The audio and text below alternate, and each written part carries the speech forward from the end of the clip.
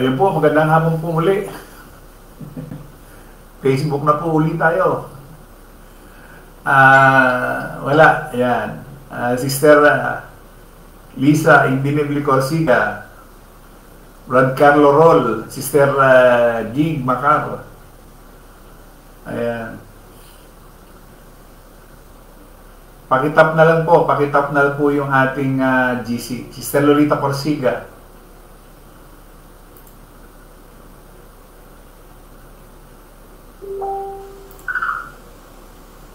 Brad Jesse Juarez. Siguro baka matuloy na ito.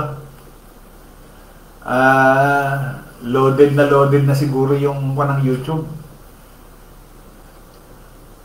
Brad Sam Rotoni, magandang hapon uli. Sister Lorraine Paulan Fernandez. O yan po. Matatapos ako 4:55. Bali 5:05. Ayan. So, may 15 minuto ako. Sige ho. Habang inaantay natin, tuloy natin.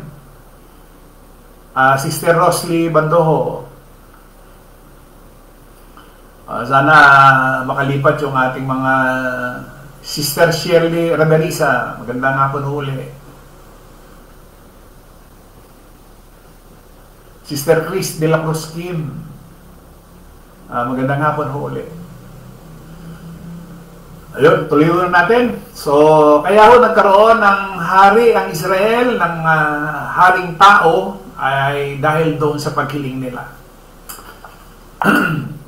So, dito pa lang makikita na natin na inayawan nila si Abay Hawa, no? Sabi nga ang gusto nilang maging hari ay tao. Hindi si Abay Hawa, no? Ayan, Brad Sam Rotoni, Sister Vivian Bandaomana. At dito sa unang Samuel 12:19, sabi diyan, ang Biblia Tagalog 1978, sinabi ng bumbayan kay Samuel, ipanalangin mo ang iyong mga lingkod sa Panginoon mong Diyos upang huwag kaming mamatay sapagkat aming idinagdag sa lahat ng aming mga kasalanan ang kasamaang ito na humingi kami para sa amin ng isang hari. So, nagsisisi na sila. Doon sa ginawa nilang paghingi ng isang hari. Ayan, Sister Lori Calderon.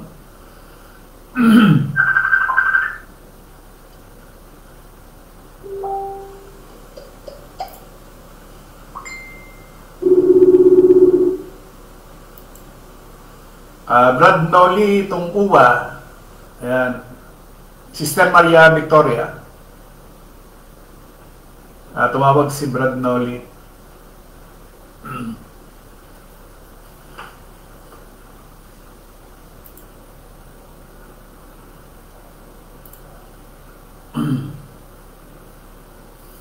Ang paglilingkod sa isang makalupang hari o kanyang pamahalaan ay paglilingkod sa ibang Diyos. Unang Samuel 8:8-9. Ayan. Ano sabi ho dyan? Mula nang ilabas ko sila sa Ehipto hanggang ngayon, itinakwil nila ako at nagsisunod sa ibang Diyos. Ngayon, ganyan din ang ginawa nila sa iyo, kaya gawin mo ang kahilingan nila, pero bigyan mo sila ng babala kung anong gagawin ng hari mamumuno sa kanila. Ayan. And then, lumabag sila doon sa unang utos, Exodo 23, huwag kayong magkakaroon ng ibang Diyos. Ayan. Kasamaan at kasalanan ang humiling ng pamahalaan ng tao sa halip na Diyos. Unang Samuel 12:17. 17:19. Sabi niya, hindi ba't panahon ngayon ang pag-ani ng trigo at hindi umulan? Pero mananalangin ako sa Panginoon na magpakulog at magpaulan at nang mapag-isip-isip ninyo kung gaano kasama ang ginawa ninyo sa paningin ng Panginoon nang humingi kayo ng hari. Nanalangin nga si Samuel at ng araw na yon, nagpakulog at nagpaulan ng Panginoon, pinagkariyan ng lahat ng tao ng matinding takot sa Panginoon at kay Samuel. Sinabi nila kay Samuel, ipanalangin ninyo po kami sa Panginoon na inyong Diyos upang hindi kami mamatay dahil dinagdagan namin ang aming mga kasalanan nang humingi kami ng hari. Maliwanag na ho. Kasamaan at kasalanan ng humiling na pamahalaan ng tao sa halip ng Diyos. Hinatulan ni Abayhawa ang Israel sa pagsunod sa mga batas ng kanilang masuwaying pamahalaan. Pangalawang Hari 17:7.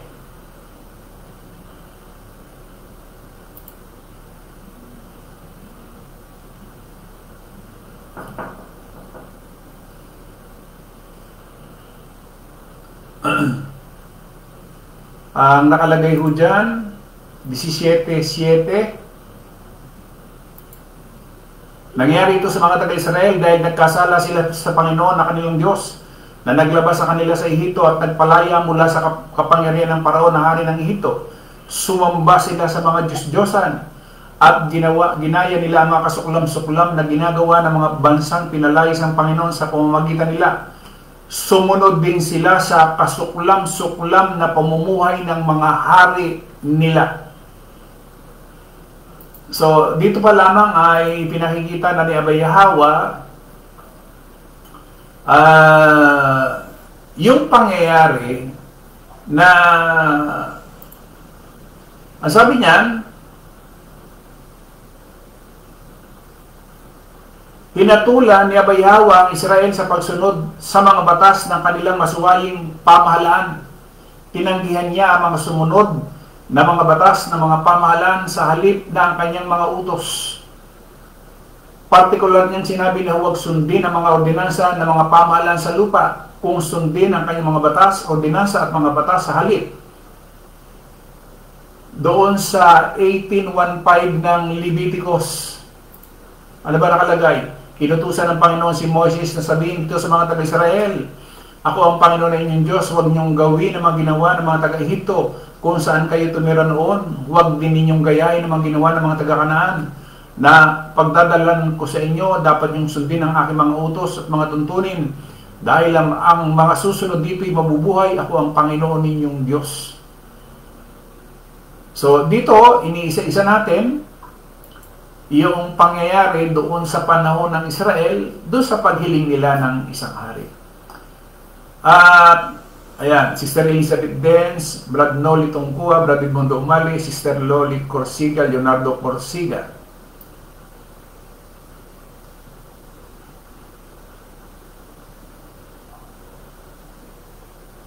And then, ayan, Sister Maria Victoria, Sister Lori Calderon.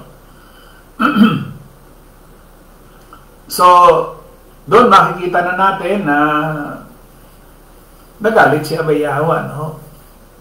So, kaya tayo nakakaranas ngayon ng ganito. Sabagay, tayo yung mga dating mga hintil. Hindi naman tayo mga Israelita dati, di ba? So, doon lang, ipinakikita lang ni Abayhawa doon sa aking mga binasa yung nangyari kung bakit nagkaroon ng hari. At dito sa atin, partikular, nagkakaroon ng mga eleksyon. Alam niyo ba na kapag katulad halimbawa, kung boboto ka halimbawa lang, kung boboto ka at maghahalal ka, halimbawa, senador, o yung panahon na ito, lalabas na katulad ka rin ng mga Israelita na gustong magkaroon ng mamumuno. So, para ano pa? Di ba? Kasi meron na tayong hari particular sa spiritual, no? So kaya nga ang himok natin hindi tayo dapat kung paanong yung mga reliyon hinihimok nila yung kanilang mga miyembro na bumoto at yung ibang reliyon naman kinakailangan meron silang block voting. Sa atin bilang mga nasa kapulungan sa assembly or congregation, hindi nararapat tayong makiisa dito. Nasabi na natin yan nung nakaraang Lunes, hanggang kahapon, sinasabi na natin yan. Kasi kung magpa-participate ka, magiging katulad ka lang ng mga Israelita nung panahon na yon, sa panahon nila Samuel, na gustong magkaroon ng hari. Hindi nararapat para sa atin. Meron naman tayong pinagbabatayan na hindi dapat para sa atin o yan. Kasi meron na tayong hari na dapat sundin eh. Ano? Particular na si Abay Hawa. No? At alam nyo ba yung nangyari sa panahon ni Solomon? Ito yun. Nasa unang hari 11. Sabi niya, maraming dayuhang babae ang inibig ni Haring Solomon, bukod pa sa mga anak ni Paraon, may mga asawa pa siyang Moabita, Amonita, Edomita, Sidonyo, Heteo. Sinabi sa kanya ng Panginoon ng mga Israelita hindi dapat mag-asawa mula sa mga bansa iyon dahil mahihimok lang sila na mga ito na sumamba sa ibang mga Diyos. Pero umibig pa rin si Solomon sa mga babaeng ito. May 700 asawa si Solomon na puro mga prinsesa at may 300 na siyang asawang alipin. Ang mga asawa niya ay nagpalayo sa kanya sa Diyos. Nang matanda na siya, nahimok siya ng kanyang mga asawa na sumamba sa ibang mga Diyos. Hindi na naging maganda ang relasyon niya sa Panginoon na kanyang Diyos. Hindi tulad ng ama niyang si David. Sumamba siya kay Astoret, ang diyosa ng mga Sidonyo, at kay Molek, ang kasuklam-suklam na Diyos ng mga Amonita. Sa pamamagitan kay nakagawa si Solomon ng masama sa paningin ng Panginoon. Hindi siya sumunod ng buong katapatan sa Panginoon na hindi tulad ng ama niyang si David. So nakita natin, no? Kaya dito pa lamang na pinakikita ni Abay Hawa sa atin bilang nasa kapulungan. Kaya yung ating paksa na sabi niya, si Satanas na siyang naghahari sa mundong ito. Yan hong Satanas, ang isinasagisag niya ay walang iba kundi yung laman. Yung laman, Satanas, yung Diablo, yung laman. Kaya nga, kung ikaw ay nasa laman, gaya ng sinabi ko kanina, mananatili kang patay. Ang hatol sa iyo ay kamatayan. Sa puluyan, magkalaban yung laman at saka yung espiritu. Meron ba sa atin sa kapulungan na sasali sa eleksyon ito? Sana wala. Sana wala. Kasi lalabas ang gusto natin, katulad din ng mga Israelita na may taong mag-aari sa atin. Pansamantala lang itong ating ginagawa dito sa mundong ito. Pero para tayo ay makiisa pa, gaya ng sinasabi ni Pablo doon sa Roma, may sinasabi ho dyan, sa 12, sabi niya, kaya nga mga kapatid, ipinamamanig ko sa inyo alang-alang sa mga kahabagan ng Diyos na inyong iharap ang inyong mga katawan sa isang haing buhay, banal at kaayaya na sa Diyos na sa ninyong katampatang pagsamba. At huwag kayong magsiayon sa salibutan ito, kundi mag-iba kayo sa pamagitan ng pagbago ng inyong pag-isip upang mapatunayan ninyo kung alin ang mabuti at kaaya-aya na lubos na kalooban ng Diyos.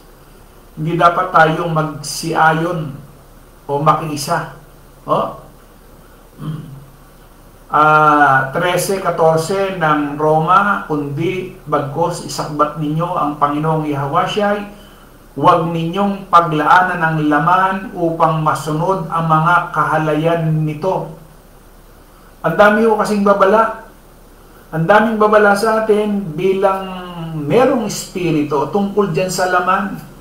Tungkol kay Satanas, tungkol sa Diablo na siyang naghahari dito sa mundong ito.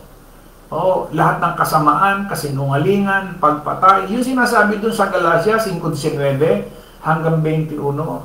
Yan ang nakikita dito. Dito sa mundong ito. Tapos makikiisa tayo na merong espiritu, hindi tama, di ba? So, yun, sana mga kapatid ay may paunawa sa atin ni Abay Hawa. No? Tatandaan mo natin yung sinasabi doon sa Roma. Ano ba sinasabi doon? Sa 8:7, ang pag-iisip ng laman ay pagkapuot laban sa Diyos. Sapagkat hindi ito nagpapasakop sa kautusan ng Diyos at talaga namang hindi niya ito magagawa. Ang Biblia Tagalog 1978, sapagkat ang kaisipan ng laman ay pakikipag-alit laban sa Diyos o pakikipag-away sapagkat hindi napasasaklaw sa kautusan ng Diyos. ni hindi nga maaari. SND, ang mag-isip ng makalamang kalikasan ay pagiging kaaway ng Diyos, sapagkat hindi ito nagpapasakop sa kautusan ng Diyos, hindi rin ito maaring magpasakop. SND, kalaban ng Diyos ang sino mang sumusunod sa nais ng makasalanan niyang pagkatao. Yan yung laman. Dahil ayaw niyang sumunod sa kautusan ng Diyos at talagang hindi niya magagawang sumunod. Yung maghalal ka ng isang politiko pagsamba sa Diyos-Diyosan yan. Yung sinasabi niya, wag tayo magkaroon ng ibang Diyos maliban sa Kanya. Di ba? Pero mo, ang inihahalal mo ay isang sinungaling, makalaman. Ha? Ano ba ang katangian ng isang tao o nung tinatawag na dyablo? Hindi ba yan ay sinungaling? Hindi ba yan ay pumapatay? Tapos, iboboto mo, ibig sabihin, nakikiisa ka sa kanya, o kaya i-endorso mo siya. Di ba? Yun lang mag-endorso ka ng isang politiko. O, di ba? Ibig sabihin, ginagarantihan mo siya. Ano?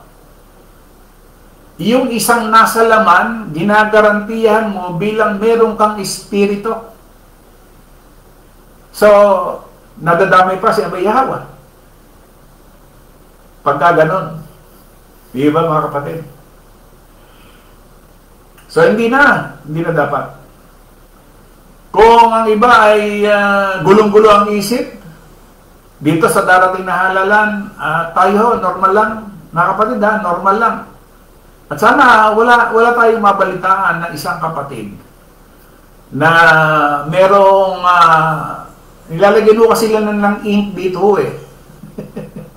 Yung kulay blue na ink. Para sa katunayan, bumoto ka. Sana wala tayong makita ho. May isang kapatid. Kasi alam nyo kung bakit dito sa atin. Kaya, bakit ka ba bumoboto? Yung iba ho kasi, kaya bumoboto, merong 500. Yun. Dahil sa pera, no? Para yung boto niya doon sa isang politiko, ayun.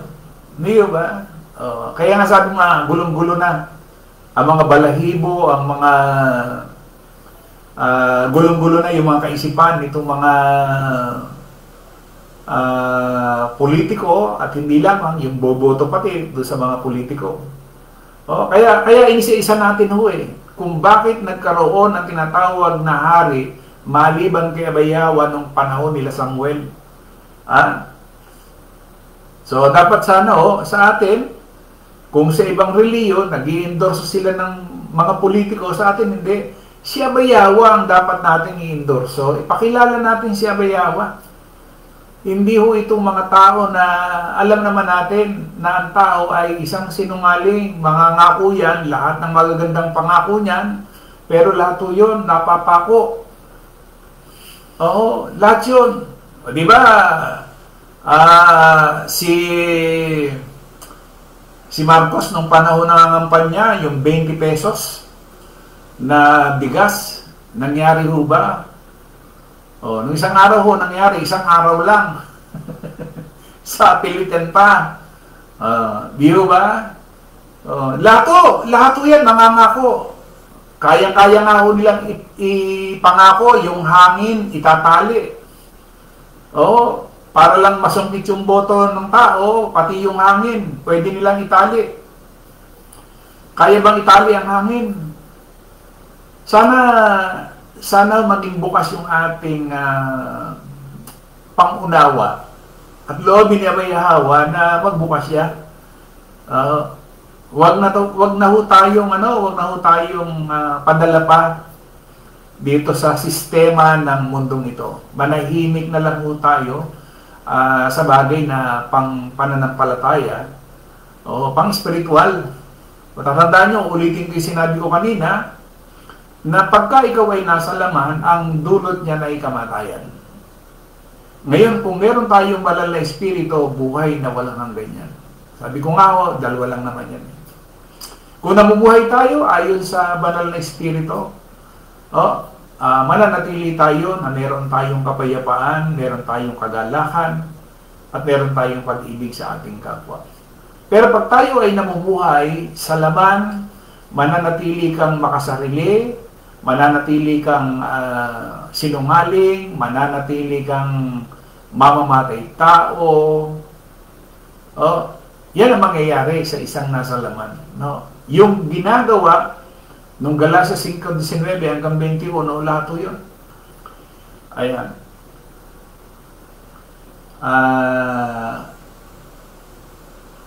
Sister Gina Macar, ako Brad, last na bumoto ako, si Estrada pa yung presidente. Parehas tayo, sis. Ganyan din ako, si Estrada pa. Sis Joel D, magandang hapon. Ayan. Yun po, mga kapatid daw, nagkaroon na tayo ng kumbaga aral na kung si Satanas pala ang naghahari sa mundong ito, ibig sabihin talagang itong mundong ito ay nakahilig sa masama. Di ba? Mas magandang manahimik tayo, wala tayong iniisip, di ba? Siya ba Yahweh ang endorso natin, hindi ho tao. Ayun. Magandang hapon sa lahat po ng ating mga viewers at sumubaybay sa atin nagpalipat-lipat tayo. Tingnan niyo, dire-diretso tayo. So may problema talaga yung YouTube. Nakadalawang atin pa ho talagang wala. Hindi ho talaga nangyari yung ating Ito sa Facebook. Magandang hapon.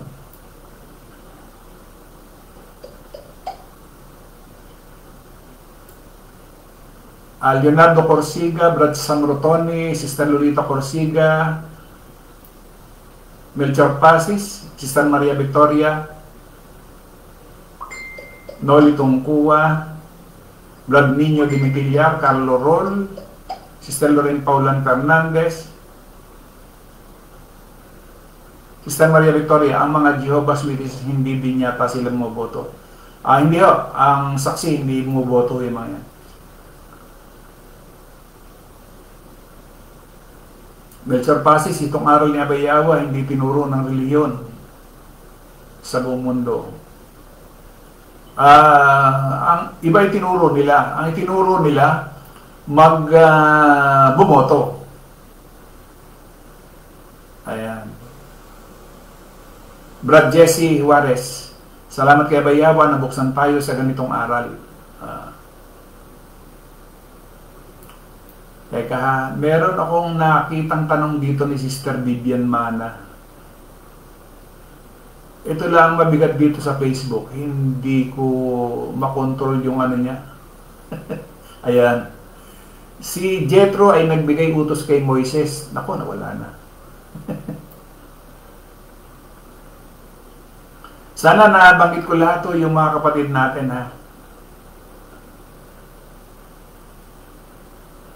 Ayan hindi ko siya makontrol. Nagpapabalik-balik.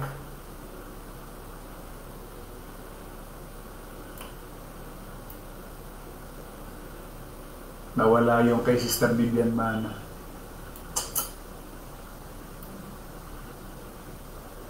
Sister Chris de la Cruzkin, Sister Shirley Reverisa. Ayan.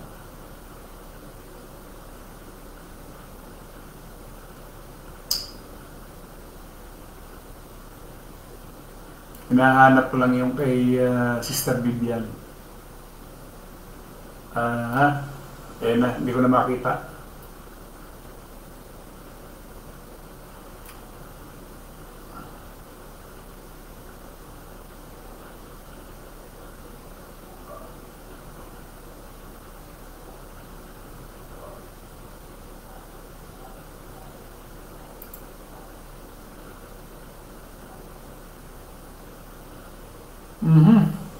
Brad Rodelio Naba, gandang gabi na dyan sa iyo. Jammer,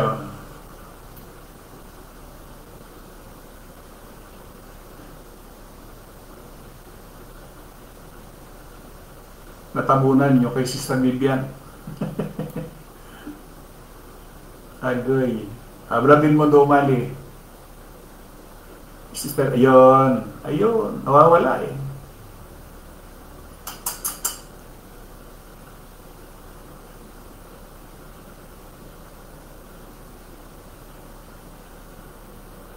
Magulo itong buwan ng Facebook.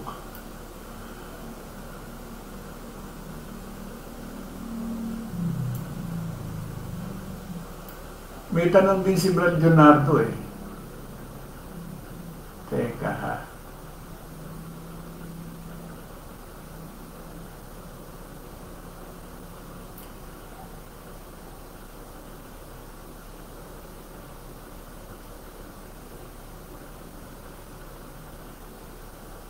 Sister Maria Victoria Morales.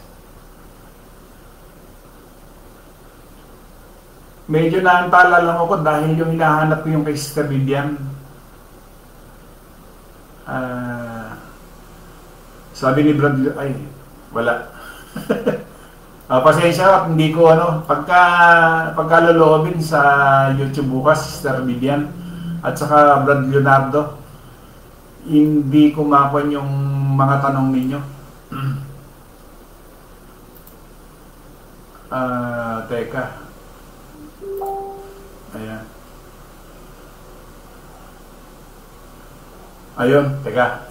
Brad Jesse Juarez, si Jethro ay nagbigay utos kay Moises na make head of ever 10, 20, 5, 100 para di mahirapan ang manage ng mga Israelites na mga reklamador that time. Oo sis, yung lilibuhin para hindi lang mapunta kay Moises yung mga desisyon. Kaya naglagay siya. Salamat Brad Jesse Juarez. Nakatatlong eh. Ayan, salamat. Meron pa isa yung kay tawag dito kay Brad Leonardo. Yung succession naman. Ay saan yun? Sa ibang bansa yun. Wala nang eleksyon doon. Talagang succession na lang ng hari yun kung sino yung susunod na mag-ahari. Dito sa atin sa Pilipinas, kailangan talaga. So yung po mga kapatid, 560 na, no? Ayun.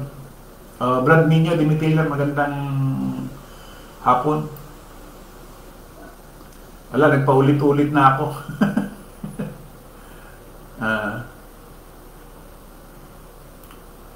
Ayan, mabuti natin si Brad Jesse. Nung unang siglo po ba, pag namatay ang hari, anak po ang pumapalit na maging hari, kaysa ngayon, kailangan muna ng election. Tama yun. Yun yung mga bansa, lalo sa panahon natin ngayon, yung mga bansa, lalo dyan sa Europa, na ang nagsasuccession na lamang yung mga anak. Wala nang eleksyon yun. Katulad nung nangyari dun sa North Korea, di ba? Muli, maraming salamat at medyo magulo yung ating Lobin Ebayawa, bukas ituloy po natin yung ika-4 na bahagi. Sa isang Diyos na ating tagapagligtas, sa pangalan ni Ebayawa, sumakanya nawa ang kalwalatian, karangalan ng paghahari ng kapangyarihan sa kauna-unang panahon at ngayon magpakailanman siya nawa. Marami tayong mga kapatid na hindi na nakasunod dito sa FB. May iwan na dun sa ating YouTube. So, sa lahat po ng mga hindi nakasama na dito, wala ho tayong magawa eh. Si YouTube na may problema, hindi na yung net. Ito, tingnan ninyo dito sa ating Facebook Live, tuloy-tuloy. Muli po maraming salamat at patuloy tayong gabayan. Nibayahawa sa bawat segundo, minuto, oras, araw man o gabi na atin pong nilalagi sa mundo nito. Muli po maraming pong salamat. Isang magandang hapon po sa ating